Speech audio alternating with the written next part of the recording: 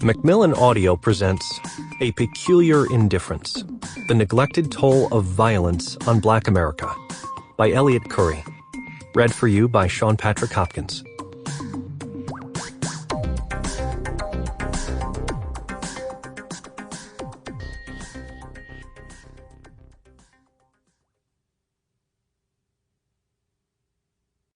Introduction. An enduring emergency. In early August 2018, I took a trip to Chicago, the city where I grew up. While I was there, the city suffered what newspapers described as one of its deadliest weekends in recent memory. Between 5 p.m. on Friday afternoon, August 3rd, and 6 a.m. on Monday, August 6th, at least 71 people were shot in the city, of whom 12 died. 30 of the victims were shot within a single 3-hour period early Sunday morning. The violence was overwhelmingly concentrated in a handful of neighborhoods in the city's south and west sides. 8 people were shot at one block party in Southside's Gresham community alone. Anyone familiar with these neighborhoods would know that they are not strangers to this kind of violence, and that though the sheer amount of violence that week was unusual, its concentration in these particular places was not. The 12 people who died in the weekend's shootings ranged in age from 17 to 59, and they were a diverse group in other ways as well. Several were young men with extensive criminal records who were gunned down in what appeared to be gang-related disputes.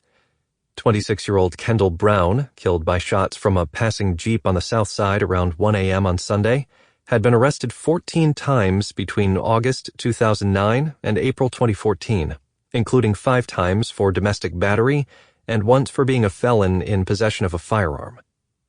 Others were the victims of trivial conflicts that escalated into deadly confrontations.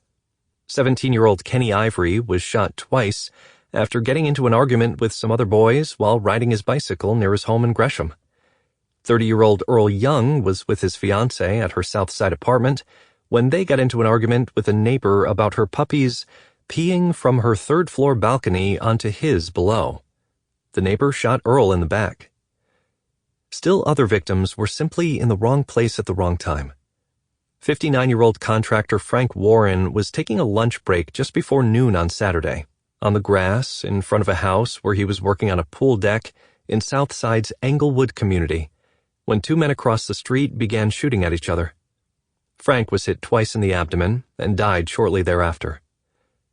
17-year-old Janae Patterson, the lone female homicide victim that weekend, was at a late-night block party in North Lawndale on the west side with her 3 best friends. As the 4 girls walked down the street to use the bathroom, 2 men began firing toward people at the block party. Janae was hit multiple times. She tried to run away but collapsed and died in the doorway of a nearby apartment building. She had hoped to become a nurse and had planned to buy a house someday with Chineri Jordan, one of the friends who'd gone with her to the block party. She shouldn't have lost her life right here in front of everybody, Chineri said afterward. We weren't supposed to see that happen. There was a grim sense of déjà vu to some of the 12 killings. 50-year-old Ron Johnson, who was shot in the head not far from his home in the Altgeld Gardens neighborhood, on the far south side, shortly after midnight on Monday morning, had just the day before gone to the funeral of one of his best friends, also shot to death in Altgeld Gardens.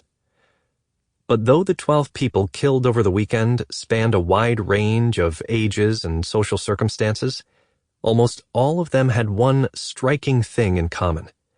With the sole exception of Frank Warren, the Englewood contractor, all were African American.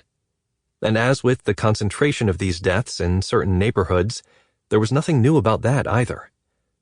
Of the 564 killings in Chicago from August 2017 to August 2018, the race of the victim was recorded for 504. Of those 504 victims, 411 were African American, 49 were Hispanic, 43 were white, and 1 was Asian. In the city as a whole, only 31% of the population is African American. Roughly the same proportion is non-Hispanic white, 29% is Latino, and 6% Asian. African Americans then...